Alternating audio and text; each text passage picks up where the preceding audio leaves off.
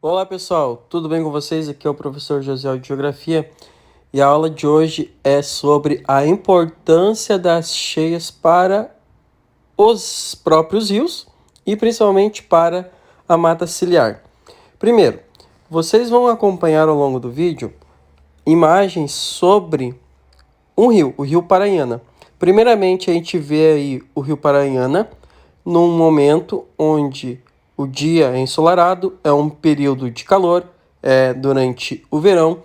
Vocês percebam que a água tem uma coloração menos barrenta, uma vegetação bem esverdeada. O que acontece então? O rio ele muda sua dinâmica a partir das chuvas. Quando eu tenho grandes chuvas, esses rios acabam então tendo cheias, acabam carregando mais sedimentos, porque o volume de água aumenta, e esses sedimentos aí que está a importância, e é sobre eles que a gente vai conversar. Por que as cheias elas são importantes para um rio? Todo rio ele vai ter uma relação direta, tá? Ele faz parte, em primeiro lugar, da hidrosfera. Ele vai ter uma relação direta com a atmosfera, no sentido da questão da chuva. Ele vai ter uma relação com a litosfera, no sentido que boa parte dos rios acabam surgindo a partir do momento que a água sai do subsolo. Ele vai ter uma relação muito forte, então, com a biosfera, porque o rio ele vai dar condições para que a biosfera floresça, no caso da flora, ao longo das suas margens. Nessas margens, como vocês podem ver aí, tem uma coisa chamada mata ciliar.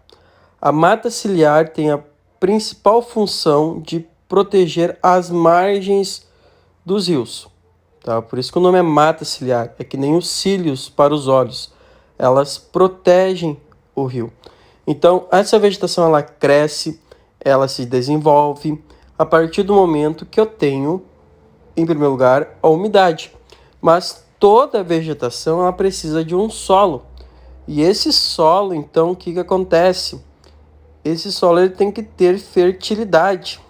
E boa parte da fertilidade vai vir da relação atmosfera-hidrosfera. Por quê? O que acontece?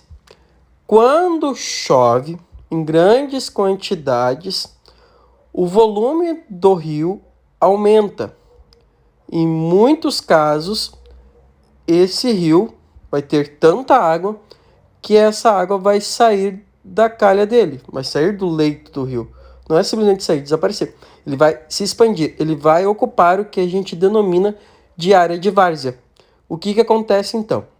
O rio tem essa coloração barrenta, e essa coloração barrenta é literalmente cheia de sedimentos.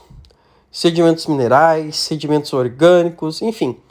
Esses sedimentos vão para as margens do rio, são ali depositados e contribuem para a melhoria da fertilidade do solo.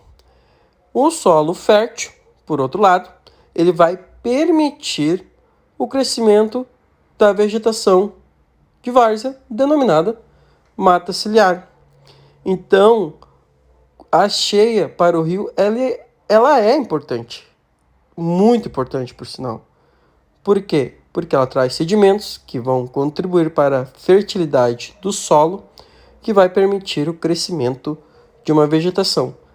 Essa mesma vegetação, denominada de mata ciliar, vai proteger as margens destes rios, ok? Qual o problema das cheias, então, para o ser humano? É ocupar essas áreas, porque naturalmente é um processo natural necessário ao rio, a cheia. E quando no lugar da mata ciliar temos a urbanização, pessoas morando ali, obviamente que as casas dessas pessoas serão inundadas. Por fim, resumindo então, o rio ele precisa das cheias. Naturalmente ele vai ter cheias em consequência das grandes chuvas. Essas cheias vão fazer o rio sair do seu leito normal, ele vai alagar as áreas às suas margens, vai levar sedimentos, e esses sedimentos vão contribuir para a fertilidade do solo, e essa fertilidade do solo vai ajudar então a crescer uma vegetação chamada mata ciliar, que vai proteger a própria margem do rio. E, obviamente, se tem mata, se tem rio, se tem água, isso vai favorecer muito o desenvolvimento da fauna, ou seja, os animais.